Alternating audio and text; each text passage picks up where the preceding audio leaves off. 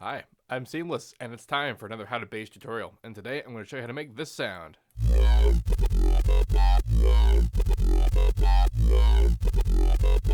Harmonic shenanigans. So, this is a continuation of stuff with the Prism. We were doing it before with the from volume control over here, which changed the Prism's effect on a given parameter, a given harmonic, dependent on that particular harmonic level. If you place it in the advanced tab, if you place it after things that mess with harmonic levels, stuff like the filters and phasers and whatnot, I'm not doing it the phaser this time, it would change the level of the phasers, the Prism's application to the harmonic. What we're doing today, though, is we're, instead of there was actually an effect I was sort of trying to go after. And this effect is an interesting result of working with linear phase things.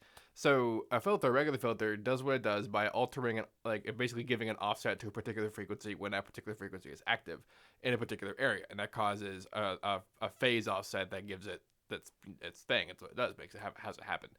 It's important to note that it changes phase because when you move, you might have noticed if you ever move a harmonic like through a filter or a filter through a harmonic, that the stuff moves. The harmonic moves around. And if you change it's because if you change the phase of things while you're playing it, you're changing its pitch.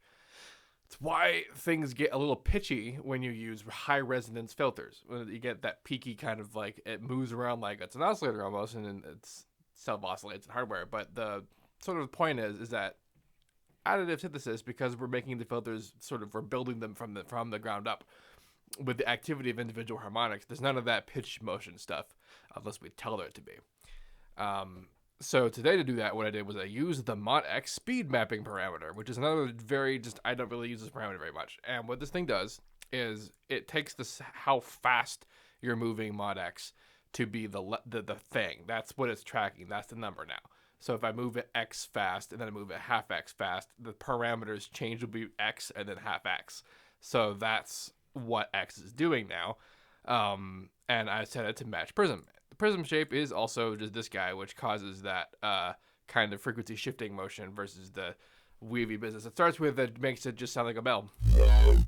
And the activity, you can see it doing it, where as the filter is moving, like the filter does a thing, and then how fast it is or slow with that motion is itself, which is governed by the automation. Like this is a particular speed, and like this means it's faster here and slower here.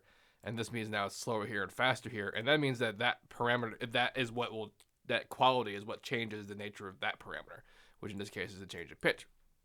So to continue this change in tracking pitch changes per harmonic, I put the phaser after the Prism, which I think it was already like that. I don't remember that because I had already messed with the order.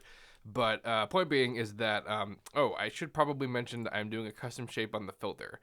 I have noticed that I enjoy a kind of a sharp low mid range and then a softer kind of high end. And this is a little bit difficult to pull off with traditional filters because of that phase sort of nature I mentioned earlier. And because we're doing things with like regular, I'm going to do this with a naked harmonic just so we can have context. Are you on? You're not on. Oh, wait. Does this work? Holy crap, it does. And then, nope, there it is. Nice. All right. So what I was talking about, the filter that we've done, this is what the low pass is, right? And then if you go to custom shape, it's by default does nothing.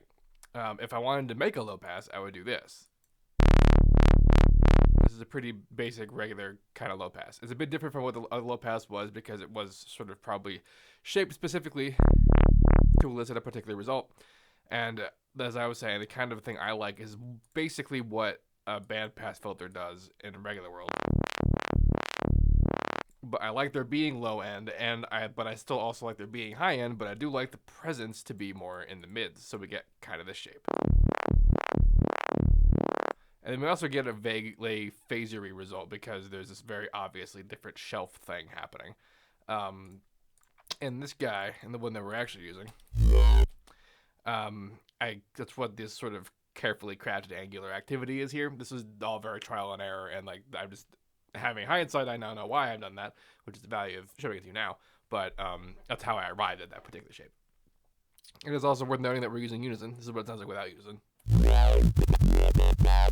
and like we're compressing and distorting things and whatnot. But for the most part, the total tone activity is from what's happening inside the harmonic here. But a lot of that, as you saw, went away with Unison. In the harmonic unison pitch window, I am doing some things. If you're unfamiliar with what this window does, this is all about is recognition that in regular unison land, regular synthesis land with the subtractive synthesizer, you have a voice, and then unison clones the voice, right? Well, Harmor is a collection of voices, every individual voice. So that means the other side of it also has a different set of that many harmonics active that still have independent control, and this is where you control that independence. What this is changing is the spread, that distribution stuff we mentioned in previous databases about like where and how like thick and different shaped the spread of the unison is. This is something that we can control per harmonic with this window. And the way we do that is this graph represents each of these poles represents an octave of harmonic. So here's the fundamental first harmonic, and then that's this guy. So there's nothing in between these two dudes, and then there's one dude here because there's half in between, and then here's the next octave, so on and so forth, until like the last guy actually holds the whole second half of the harmonics. That's still this view. This is still octave view, right? There's octave view and Hertz view. Here's Hertz view. And Hertz view would be that the whole last half, the whole visual last half of this view would be this entire thing here. And that's the whole point of having the octave versus Hertz view. And this is not just true for just harmonic, for additive stuff, but for literally everything. This is why we have this different view here, because we tend to care mostly about what happens in the lower half of things, the lower end of where activity lies, where there's only like a couple harmonics. Like we care about these first three harmonics in the series, and we do like very large swaths at the higher end. That was an amazing tangent. But anyway, point being, this graph changes the depth of unison per harmonic. So the result here is that the high, like the very low end here, the fundamental does not have a pitch difference in between them. And the higher frequencies also have less of a pitch difference between them than the mid frequencies, which means that phase cancellation that you get out of unison activity is now being targeted. They'll only be happening at a particular amount to the mid guys here. And because we're not using straight lines, and then a lot of these harmonics are not being pitched across the same amount, we're getting a different kind of cascading phase cancellation that we would have in a rigid pitch sense otherwise.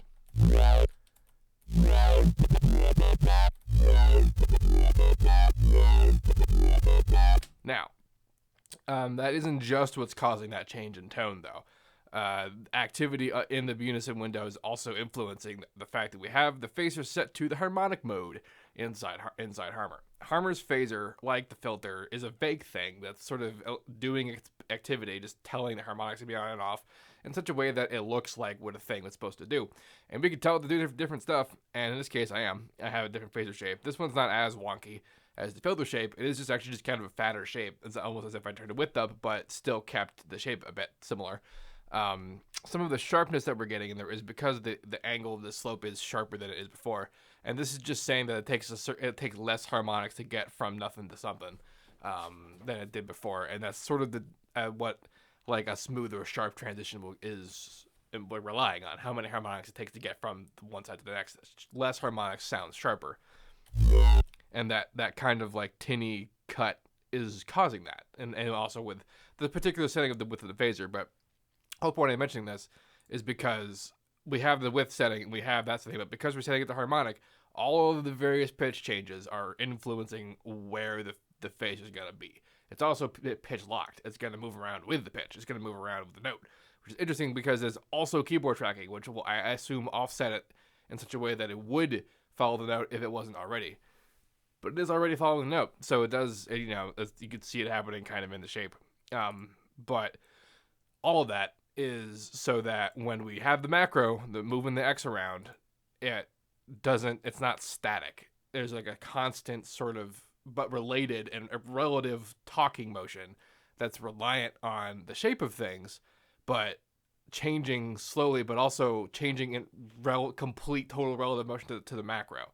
Like there is a pitch change, but that pitch change is only existing when it gets on the low end of speed, which is interesting because if I set it to be, let's go over here. I set it to be on this side of things, which so far, if I'm reading this right, this is the lower speed. It's not telling me this. Yeah, it's just percentages. I don't really use this primer very much, but I'm believing this to mean that when the thing isn't moving as fast, it gets more screwed up. Yeah, vaguely. So when it was here, it was following down. And so when that happens, so that means that when the macro isn't moving so much, we're getting the pitch motion, which actually I guess is the total opposite of what I was trying to do. But the result of it is that we are getting the cool activity, the pitch change when the macro's not moving so much, which is for the best health reasons. And like what the hell could I possibly be talking about? I'm talking about like more or less the phase health of your sound, because you can do kick ass like pitch changing stuff, and then the second you move any of it, it gets kind of hard. It gets a little bit rough, and then so what you end up wanting to do is to either stay in a position and move slowly, or just not have it on during the part where you're moving. And you can do that with the pretty regular macroing. Anyone who's ever tried to use the reverb filter inside Serum has experienced this exact problem and probably used that exact solution. And that's sort of what this is looking like right here, but by total accident. Isn't the hindsight great? Anyway,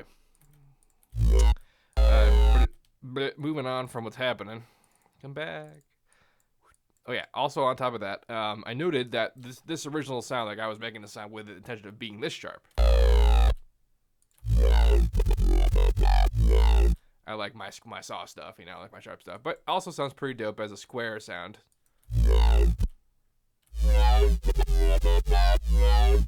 That's through the multiply version of the square, which still gets the harmonics into square position, but it takes them from being in saw position. Versus this guy, which is a crossfader, which turns the saws. Turns off the individual harmonics to add up to being a saw, so that what's left is a square. But this is being modulated. So the point of this is that the low end of it sounded nice when it had that sharpness, but then it got kind of old when we still heard it at the top of the macro. And then I really do like that metallic shine that the square harmonic stuff gets you. Thing is, though, is I don't really like it when it's at the low end because it also just gets boring when it's down there. Voila. Yes. Solution, get macros for the win. And such. Think about you doing this in Harmor. This parameter, when it's all the way down like this, its range is 0 and 0, 0. This range, this window is showing us the 0 to 100%, where 100% is where this knob is. And so if this knob is at 0, it's 0 to 0. The whole thing does nothing. So this is 100%, and this is 0 to 100%. So now it assumes, now it knows that you're using the whole range of the knob. Some knobs are like that in Harmor, just so you know. So is also this knob like that. What else am I doing in here? Filter shave, I talked about that. Oh yeah, I'm global EQing the crap out of this. Like, I actually generally didn't do this in older sound design, but if I'm really trying to be cognizant of the linear phase nature of Harmor's capabilities and trying to preserve my phase and things, if I want to do really simple spectral changes to stuff, I should really be doing as much as I can in here, and then doing stuff like using EQs and whatnot after I've done post-processing like distortion. I mean, because I'm also EQing it before distortion, is not being totally perfect, but it is, like, you can still play with it enough to perhaps get a result you like better than having to rely on post minimum phase stuff. Yeah, I'm not distorting it in here. I am distorting it out here. And the shape is a thing I came from trial and error, and then I automated the pregame, which is being controlled by this second graph. And here, this ridiculous shape that I've come up with was mostly because I designed this, where this level is in the macro. This is just a straight up X, like coming through and coming into here to control this X. That's how I do my automations inside Patcher, like my automatic setup is, it has two of these, then I deleted one of them but kept this one. And so this is just an X and a Y setup going straight out. And this is so that, like, I can control the macros of other things and just kind of have that ready to go. But number 3 here is actually a specific shape that has to live with the decisions I made having done that. There's not really a good way to fix that. Like, the only truly awesome, perfect way I could have, like, made the macro make perfect sense the whole way through is if I planned to have this parameter in the future. And I don't really plan that far ahead when I make sounds like this. It's very, like, step by step for me. And then later steps have to contend with workflow limitations I've instilled from having made choices in the beginning. Issues. Anyway, the compression is also not a lot. Doing some the stereo correction. Low mid high is usually pretty good for me to just come in a low and just be like mono. And because this is a mid side fader, this knob here. The mid being what's shared between the left and the right channel, and then the side being what's unique in either the left or the right, which it comes out to being what's in the mono and what's in the stereo. And Maximus lets you do that per band, so you can have changed in stereo, low, mid, high. So in this case, it's not very stereo in the low end, not as stereo in the mid, more stereo in the high, and then not as stereo in total because it actually got pretty goddamn stereo when I invented Unison. Yes, I am the creator of Unison. No, when I employed Unison here, stereo got kind of wonky. That's sort of the issue with relying on any individual process to get your stereo straight. Is that they all have their reasons to be lopsided. Harmer's Unison in particular is probably the best at getting your balanced stereo right because of the stuff that you can do in here. But I didn't do any of that with an intention of having a balanced stereo.